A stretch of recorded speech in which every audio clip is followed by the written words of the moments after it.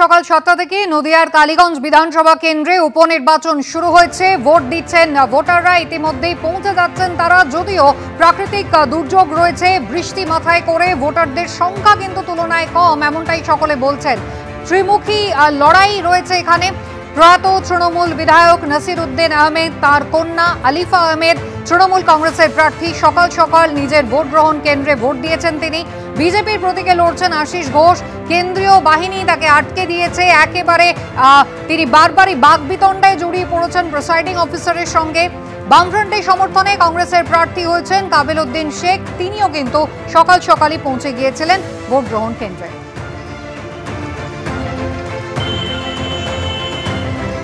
যে এটা হচ্ছে মডেল বুথ। আর আপনাদের দেখাবো দেবগ্রামের ছবি, যেখানে বিজেপি প্রার্থী আশিস ঘোষকে আটকানোর অভিযোগ উঠেছে কেন্দ্রীয় বাহিনীর বিরুদ্ধে, যেখানে প্রিসাইডিং অফিসারকে তৃণমূলের ক্যাডার বলে কটাক্ষ করেছেন বিজেপি প্রার্থী এবং প্রিসাইডিং অফিসারের সঙ্গে তীব্র বাদানুবাদ। যদি আপনাকে যদি বলে যে পার্শ্ববর্তী বুথের কেউ পার্শ্ববর্তী ফোন করেছিলেন, কে ফোন করেছিলেন? থেকে ফোন করেছিলেন, নামটা জানি না তাদের। আমি তাকেও একই সমস্যার কথা বললাম, তিনিও দেখবেন সেক্টর যেটা বলেছেন সেটাই আমাকে। আপনি রিটার্ন দিন, রিটার্ন আমার কাছে চলে যাবে। আপনি রিটার্ন দিন, আপনি আপনি আপনি আপনি সিগনেচার করে রিটার্ন দিন। আমরা এজেন্টের কাজ করছেন তো? না না না না, তৃণমূল এজেন্ট হিসেবে পার্টি আমরা ভোট দিতে এসেছি, আমরা কমিশনের অধীনে। আমরা কখনোই হচ্ছে ইয়ে নেই। আপনি কি অ্যালাউ করেননি এজেন্টকে? না, অ্যালাউ না, এটা সেক্টরের সাথে কথা বলে আমাদের করা হয়েছে। কারণ সেক্টর বলেছেন এই কারণেই। উনি কেন বসতে দিচ্ছেন না? আমার এখানে বসাবসি নিয়ে কিচ্ছু নেই, কারণ এখানে আমার কোনো সাক্ষী নেই।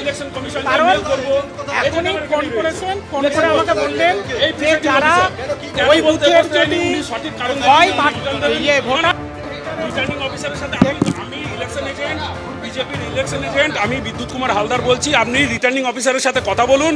রিটার্নিং অফিসার যদি আপনাকে যদি বলে যে পার্শ্ববর্তী বুথের কেউ পার্শ্ববর্তী ফোন করেছিলেন, কে ফোন করেছিলেন? থেকে ফোন করেছিলেন, নামটা জানি না তাদের।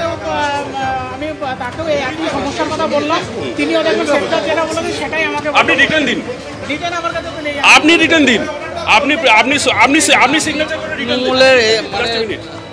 আমরা এজেন্টের কাজ করছেন তো? না না না না, তৃণমূল এজেন্ট হিসেবে পার্টি আমরা ভোট দিতে এসেছি, আমরা কমিশনের অধীনে।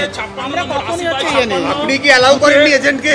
না, অ্যালাউ না, এটা সেক্টরের সাথে কথা বলে আমাদের। দেবগ্রামের চাঁদঘর আদর্শ বিদ্যাপীঠ, এখানে 54 নম্বর বুথে দেখছেন বিজেপি প্রার্থী আশিস ঘোষ। যখন তাকে বাধা দেওয়া হয়, তিনি কি অভিযোগ করছেন? একেবারে প্রিসাইডিং অফিসারকে তৃণমূলের ক্যাডার বলে কটাক্ষ করছেন তিনি। ঠিক কি অভিযোগ বিজেপি প্রার্থীর, দেখুন এবার।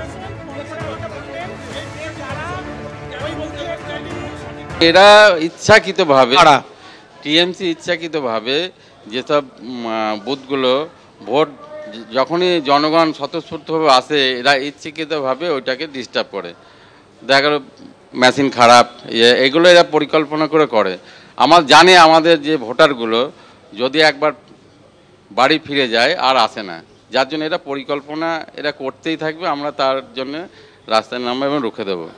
এটা টেলার একটা, এই উপনির্বাচনে জনগণ ওদের ছুঁড়ে ফেলে দেবে, বিসর্জন দেবে, যার জন্য ওরা একদম মরিয়াভাবে এটাকে বুথ জ্যাম রিগিং করে একটা চেষ্টা করছে বানচাল করার। সেটা আমরা করতে দেবো না, এবং এই উপনির্বাচন থেকেই বিজেপি পায়ের তলায় মাটি পাবে এবং 26 এদের ধুয়ে মুছে সাফ করে দেবে। আমাদের কালীগঞ্জে তৃণমূল সংগঠন খুব শক্তিশালী।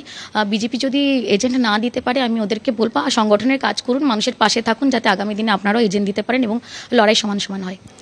আমাদের সংগঠন শক্তিশালী, এটাই তার পরিচয়। মানে কেউ এজেন্ট না দিতে পারলে সেটা আমাদের দোষ নেই।